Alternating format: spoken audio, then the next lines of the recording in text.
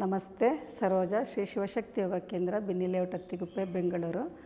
ಮಾನಸಿಕ ಆರೋಗ್ಯಕ್ಕೆ ಇದು ಇವತ್ತು ಟಿಪ್ಸ್ ಹೇಳ್ತಾ ಇರೋದು ನಾನು.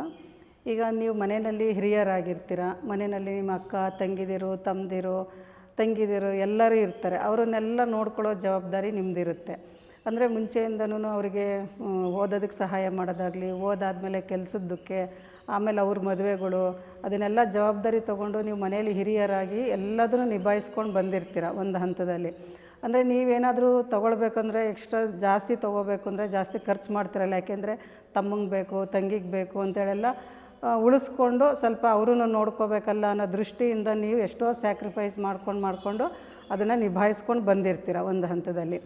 ನೀವು ತೊಗೊಂಡ್ರೂ ಅಷ್ಟು ದುಂದು ವೆಚ್ಚ ಮಾಡ್ತಿರೋದಿಲ್ಲ ಅವ್ರುಗಳಿಗೋಸ್ಕರ. ಅವರು ಒಂದು ಹಂತದಲ್ಲಿ ಚೆನ್ನಾಗಾಗ್ತಾರೆ ಅಂದ್ಕೊಳ್ಳಿ, ಮುಂದೆ ಅವರು ಕೆಲಸಕ್ಕೆ ಸೇರ್ತಾರೆ, ಅವ್ರಿಗೆ ಮದುವೆ ಆಗುತ್ತೆ, ಆ ಥರ ಒಂದು ಸೆಟ್ಲ್ ಆಗಿರ್ತಾರೆ. ಅವರು ಒಂದು ಜೀವನದಲ್ಲಿ ಅವರೊಂದು ಸ್ಥಿತಿಗೆ ಬಂದಿರ್ತಾರೆ, ಒಳ್ಳೆಯ ಸ್ಥಿತಿಗೆ.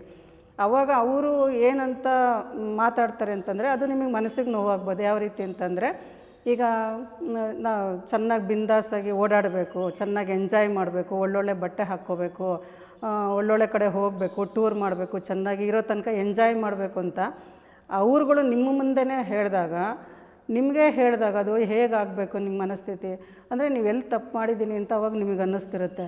ನಾನು ಇಷ್ಟೆಲ್ಲ ಸ್ಯಾಕ್ರಿಫೈಸ್ ಮಾಡಿದ್ದೀನಿ, ತ್ಯಾಗ ಮಾಡಿದ್ದೀನಿ, ಇವ್ರು ಈ ಥರ ಹೇಳ್ತಾರಲ್ಲ ಅಂದರೆ ನಿಮಗೆ ಅವಾಗ ಮನಸ್ಸಿಗೆ ನೋವಾಗುತ್ತೆ.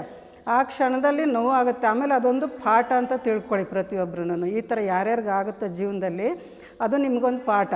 ಅಂದರೆ ಈ ಥರನೇ ಇರುತ್ತೆ ಸಮಾಜ. ಅಂದರೆ ನೀವೆಷ್ಟು ತ್ಯಾಗ ಮಾಡಿರ್ತೀರ, ಅವರು ಅದನ್ನು ಒಂದೇ ವಾಕ್ಯದಲ್ಲಿ ಅದನ್ನು ಹೇಳಿಬಿಟ್ಟಿರ್ತಾರೆ ನಿಮಗೆ. ಈ ಥರ ಆಗೋಯ್ತು ಅಂದರೆ ಈ ಥರ ಹೇಳಿದಾಗ ಮನಸ್ಸಿಗೆ ನೋವಾಗುತ್ತೆ. ಅದನ್ನು ನೋವು ಮಾಡ್ಕೋಬೇಡಿ, ನೀವು ಪಾಠ ಅಂತ ತಿಳ್ಕೊಳ್ಳಿ. ನಿಮ್ಮ ಮನಸ್ಸಿನ ಆರೋಗ್ಯಕ್ಕೆ ಅದನ್ನೆಲ್ಲ ಸೈಡ್ಗೆ ಇಟ್ಬಿಡಿ. ಅದೊಂದು ಪಾಠ ಅಂತ ತಿಳ್ಕೊಂಡು ಅದೊಂದು ಕಸ ಅಂತ ಸೈಡಿಗೆ ತಳ್ಳಿಬಿಡಿ. ಯಾವಾಗ ಅದನ್ನು ಸೈಡಿಗೆ ತಳ್ತೀರ ಕಸ ಅಂತ ಹೇಳಿ, ಒಂದು ಮುಳ್ಳು ಅಂತ ಸೈಡಿಗೆ ತೆಗೆದು ಹಾಕ್ತಿರೋ, ನಿಮ್ಮ ದಾರಿ ಸುಗಮವಾಗುತ್ತೆ. ಆವಾಗ ನಿಮ್ಮ ಮನಸ್ಥಿತಿ ಚೆನ್ನಾಗಿರುತ್ತೆ.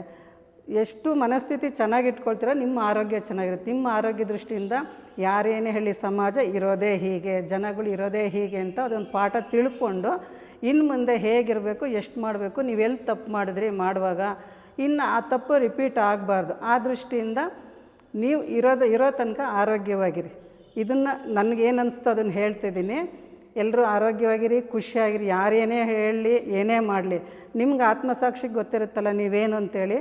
ದೇವ್ರು ನೋಡ್ತಾ ಇರ್ತಾನಲ್ಲ, ಪ್ರತಿಯೊಂದಕ್ಕೂ ಲೆಕ್ಕ ಇಡ್ತಾ ಇರ್ತಾನಲ್ವ. ಆರೋಗ್ಯವಾಗಿರಿ, ಖುಷಿಯಾಗಿರಿ. ನಮಸ್ತೆ.